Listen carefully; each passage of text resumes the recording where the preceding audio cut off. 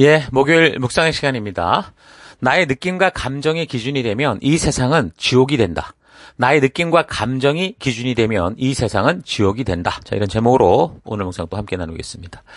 어제 우리는 핍박과 박해 속에도 내 주변 모든 사람들이 다 진리를 떠나는 그때에도 변함없이 하나님의 부르신 그 길에서 걷는 그 디모데를 보는 바울이 참 감사와 위로의 마음이 넘쳐서 그를 위해 그의 일생에 깨달은 그 바울의 일생에 깨달은 지혜를 더 많이 알려주고 싶은 그런 마음을 살폈습니다. 무엇보다 그래서 젊음의 정욕을 피하고 깨끗한 마음으로 주를 찾는 그런 사람들과 함께 의와 믿음과 사랑과 평화를 쫓아라. 이런 지혜를 주는 것을 통해서 사람들은 날마다 듣고 보고 접하는 것들로 말미암아 자기의 생각과 태도가 만들어지고 변해간다라는 이 사실을 또 우리가 살폈죠. 자, 그렇게 자신 스스로 자신이 듣고 보고 만나는 것들을 그래서 주의해야 하는데 만약 그렇지 못하고 자기의 욕심과 욕정에 따라 그대로 그런 욕망에 노출된 삶을 살 때 과연 어떤 결과가 될 것인지 근데 우리는 고사성어라고 할 수 있는 맹모삼천지교 이걸 통해서 알 수 있죠. 무슨 말입니까? 처음 맹자네 집은 이 공동묘지 근처에 있었다고 하는데 맹자가 이제 그 주변의 일들을 보면서 날마다 이렇게 장사 지내고 장례 지르는 그런 모습을 흉내내며 놀았다는 거예요. 그래서 이제 그 어머니가 안 되겠다 싶어서 이제 다른 곳으로 이사를 하게 되죠. 근데 그 동네는 또 시장 근처였는데 그 아들이었던 맹자가 역시 그 주변에 살아가는 것을 보면서 날마다 장사놀이를 하고 이러는 거예요. 그래서 이제 맹자 어머니는 또다시 이번에는 서당 부근 쪽으로 이사를 갔다는 겁니다. 그러니까 이제 그곳에서 맹자가 역시 주변의 영향을 받아서 날마다 공부하고 이게 이제 집중하는 그런 삶이 됐다. 이런 얘기죠. 그러니까 사람은 그렇게 서로 가까이 살아가는 사람들에 의해서 자연스럽게 배우고 보고 함께 많이 하는 시간들 속에 있는 그런 공동체 안에서 서로 닮아가게 된다는 겁니다. 그래서 우리 성도들의 경우도 그래요. 이런 우리네 습관을 잘 분별해서 우리가 번뇌를 받고 살아가는 삶의 또 곳곳에서 마치 롯의 딸들과 같이 소돔과 고모라에 물들이고 젖어드는 그런 삶이 되지 않도록 계속 거룩한 삶의 태도를 가지고 거룩한 사람을 만나고 거룩한 공동체를 통해서 하나님이 주신 그 하나님 나라의 문화를 배우고 닮아가도록 애를 써야 되는 거예요. 그렇지 않으면 어떻게 됩니까? 세상으로 휙 이렇게 쓸려가는 표류하게 되는 그런 인생이 되는 거죠.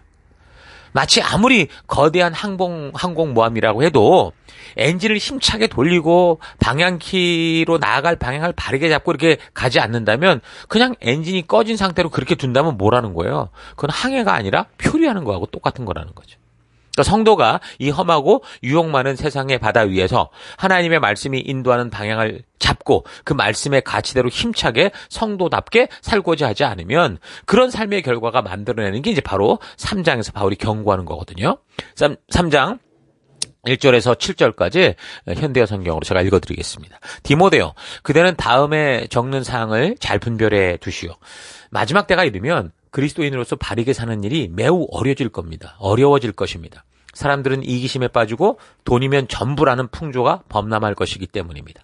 사람들은 교만과 과장을 일삼고 하나님을 비웃으며 부모를 거역하고 감사할 줄 모르는 나쁜 인간이 되어버릴 것입니다. 또 그들은 완고하고 절대로 남을 이해하려고 하지 않고 상습적으로 거짓말을 하고 문제만을 일으키고 부도덕한 생각으로 가득 찬 인간이 될 겁니다. 그들은 난폭하고 잔인한 행동을 하며 착하게 살려는 사람들을 비웃을 것입니다. 그들은 친구를 배반하고 화를 잘 내며 허풍을 떨어대기 일쑤고 하나님께 예배드리기보다는 오히려 쾌락을 즐기는데 시간을 보내려고 하고 교회에 나가지만 자기들이 들은 것 가운데 어느 하나도 믿으려 하지 않을 것입니다. 이런 자들을 가까이 하지 마시오. 그들 가운데는 또 교묘하게 남의 집에 파고 들어가서 지각 없는 죄의 정욕에 불타는 여자들을 꼬여 자기들의 새 교리를 퍼뜨리는 자들이 있습니다. 이런 따위의 여자들은 언제나 새로운 교사들을 찾아 매달리지만 언제까지나 진리는 깨닫지 못합니다. 자, 7절까지 읽어드렸는데 놀라운 게 뭡니까? 이 말씀이 어제 적혀진 게 아니라는 거예요. 지금부터 2000년 전에 적혔던 말씀이라는 사실입니다.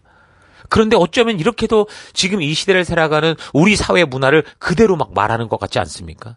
현재 우리 교회들이 겪고 있는 이런 문제와 전혀 다를 거 없고 마치 지금 이런 시대를 바울이 직접 마치 보고 이야기하는 것처럼 정확하게 말씀하고 있다는 거죠.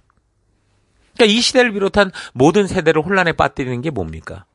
지금 결국 이 본문의 내용을 볼 때도 돈과 이기적인 삶이라는 거예요. 돈 자체가 나쁜 것일 수는 없지만 돈이면 전부라는 사람의 이 생각은 결국 모든 것을 나쁘게 한다는 거죠. 그러니까 돈의 뿌리는 결국 욕심이겠죠. 이기심의 뿌리도 욕심입니다. 그래서 성경은 욕심이 잉태한 즉 죄를 낳고 죄가 장성한 즉 사망을 낳는다. 정확하게 얘기를 하고 있습니다. 또한 교회를 나가지만 들은 것을 믿지 않으려고 한다라고 하는데 믿지 않으려고 한다라는 것은 억지로 그 말을 의심하고 믿지 않겠다는 게 아니라 강단을 통해 선포되는 이 말씀을 그냥 한 귀로 듣고 한 귀로 흘려버리는 그런 삶을 살아가는 걸 말하는 거죠. 그러니까 하나님의 말씀이 들려올 때 그거는 우리의 마음과 심령을 쪼개서 옛사람의 습관을 버리게 하고 새 사람으로 변화시키는 그런 능력이 있어야 되는데 그 말씀이 그냥 강단에서 나오는 말하자면 음향 정도로만 생각을 하는 거야. 그래서 전혀 자신의 삶과 생각에 영향을 미치지 않으면서 그저 교회라는 이 종교 집단과 그 모임에 그냥 왔다 갔다 하는 그런 삶을 말하는 겁니다. 이것이 바로 하나님 말씀의 인도를 따라 방향을 잡고 말씀의 가치를 따라 힘써 살아내고자 하지 않을 때 나타나는 결과라는 거죠. 노를 젓지 않으면 배는 계속 말씀드리지만 결국 표류하게 돼 있습니다. 이런 삶을 살아가는 이들과 가까이 하지 말라는 게 이게 지금 바울의 경고입니다. 내가 지금 천국이라는 우리의 본향으로부터 얼마나 떨어져 있느냐 이건 중요하지 않아요. 다만 우리가 지금 우리의 본향 천국을 향한 바른 방향을 가지고 가고 있느냐 이게 중요한 거죠. 또한 그 바른 방향을 향해 한 걸음이라도 어떻게 더 나아가고 있냐 이게 중요하다라는 거예요. 여러분 생각해 보세요. 만약 어떤 사람이 한국을 가려고 해요. 그렇게 보면 당연히 일본에 있는 사람이 호주에 있는 사람보다 훨씬 한국과 가깝고 그래서 더 빨리 한국에 갈 수 있을 겁니다. 하지만 호주에 있던 사람이 한국으로 가는 비행기, 바른 방향의 비행기를 탔고 일본에 있던 사람은 한국이 아닌 호주로 가는 비행기를 탔다고 해보십시오.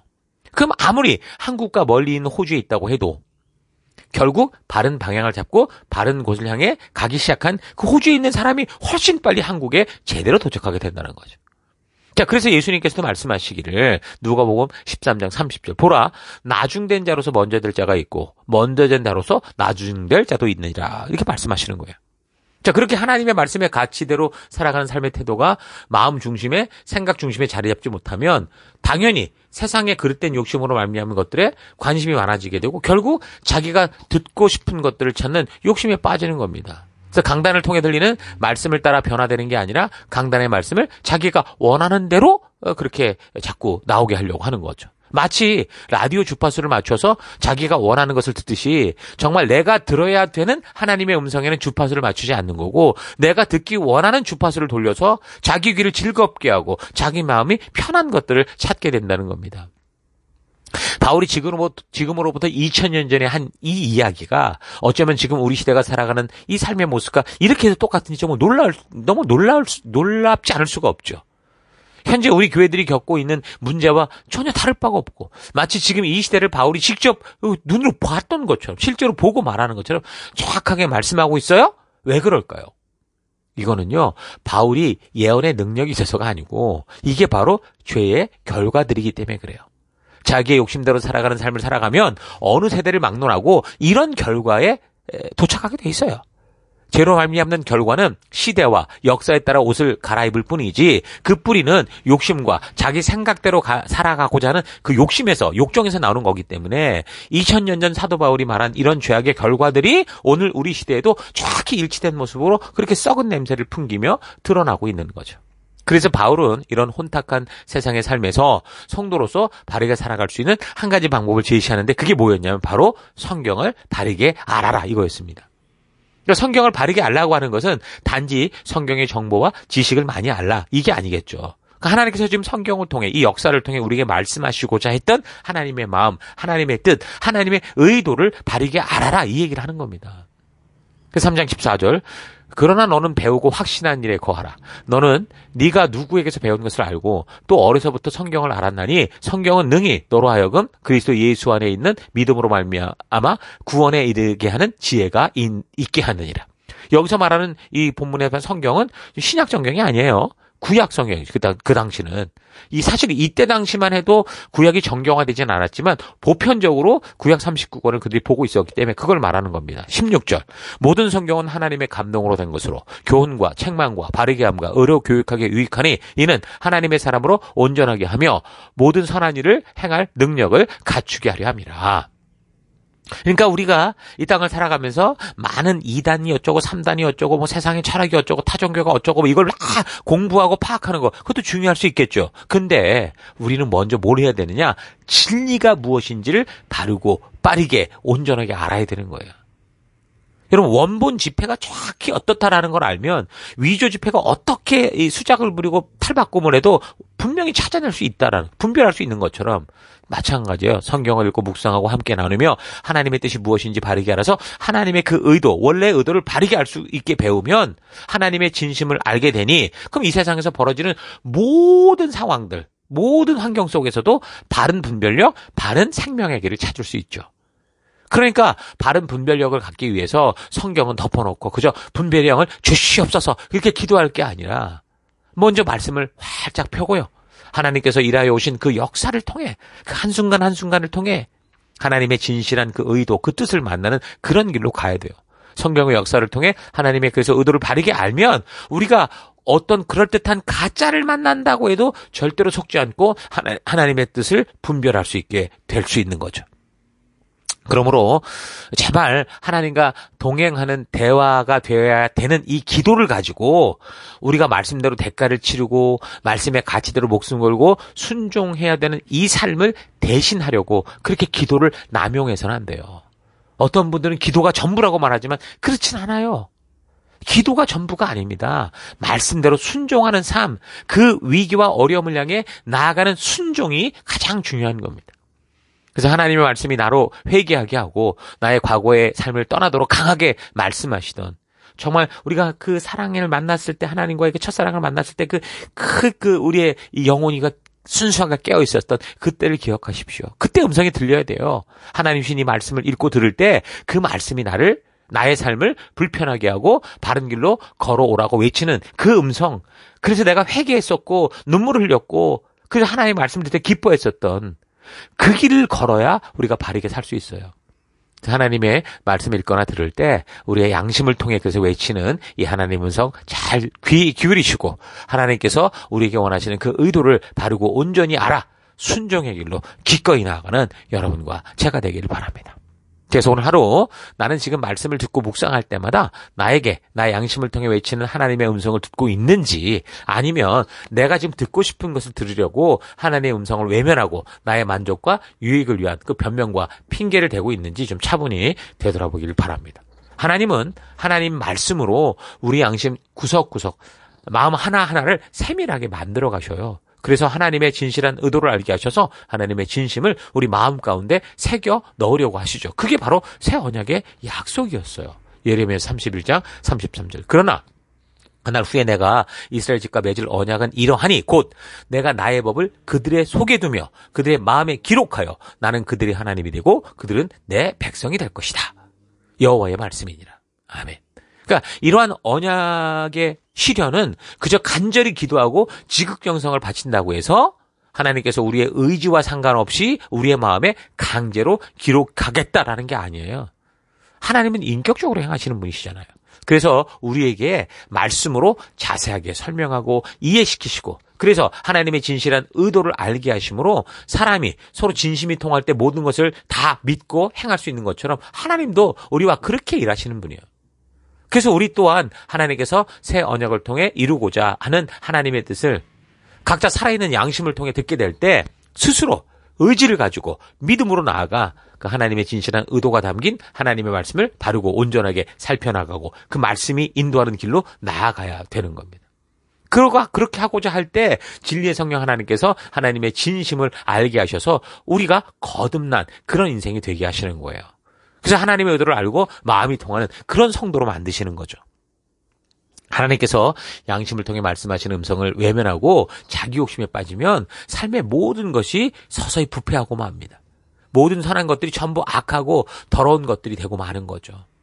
욕심에 빠지면 하나님의 축복을 위해 주신 율법도 이 율법주의라고 하는 종교의 굴레가 되고 교회가 온전한 성도를 세우기에 함께 약속한 것들도 마치 자신을 불편하게 얽어매어 두려고 하는 무슨 종교적 굴레처럼 느끼게 돼서 어느 것 하나 진정한 선한 의도를 보지 못하고 자기 생각과 욕심대로 되지 않으면 모든 거 다 시비 걸고 핑계대고 하나님께서 될 수 있도록 만든 모든 것을 다 안 되도록 그렇게 파괴와 멸망의 길을 걷게 되는 거죠. 오직 하나님의 말씀을 삶의 기준이요 살아감에 있어 유일한 가치로 받아들일 때 이런 욕심의 함정에서 나올 수 있는 겁니다. 욕심에 빠지면 자기의 기분과 감정의 기준이 되기 때문에 죄의 깊은 곳에서도 잘못되었다는 사실을 절대로 발견하지 못하고 자기를 주장하게 돼 있어요. 그러므로 자기의 욕심을 버리고 오직 하나님의 말씀이 삶의 기준이요 유일한 가치가 될 수 있도록 단호하게 결단하고 담대한 믿음으로 살아내는 여러분 될 수 있기를 주의 이름으로 축원합니다. 오늘 하루도 힘내십시오. 잠시 기도하겠습니다. 하나님은 우리의 양심을 하나님의 음성을 들을 수 있는 소통의 공간으로 만들어주셨는데 욕심과 욕망에 빠져 우리의 양심조차 거짓된 것에 동조하도록 변질시키는 삶을 살아왔던 것 회개합니다. 용서해 주옵소서. 주님, 내가 기준이 되고 나의 느낌이 기준이 된다면 그 어떤 잘못도 나의 기준에 틀리지 않기 때문에 너무도 심각한 죄악에 빠져도 그것이 죄인 줄 모르는 마비 상태, 화인 맞은 양심이 될 수 있다는 거 잊지 않고 오직 주의 말씀이 내 삶의 기준이요 유일한 가치가 되는 삶 살 수 있도록 인도하여 주옵소서. 하나님, 내가 좀 불편하고 거북해도 하나님의 진리의 말씀을 들을 수 있는 그런 삶 가운데 나아가 주의 말씀대로 내가 변화되고 그 가치를 따라 살아내는 삶으로 나아가는 순종하는 내가 되기를 원합니다. 하나님, 그래서 오늘도 내 삶 속에 내 느낌과 감정이 기준이 되지 않고 오직 주의 말씀이 기준이 되게 하여 하나님 주님이 이끄시는 그 놀라운 이 천국의 삶을 오늘 이곳에서 누리는 그런 우리가 될 수 있도록 역사해 주옵소서. 그 길 가운데 함께해 주시고 인도하시고 이끄심을 감사드리고 예수님 이름으로 기도했습니다. 아멘.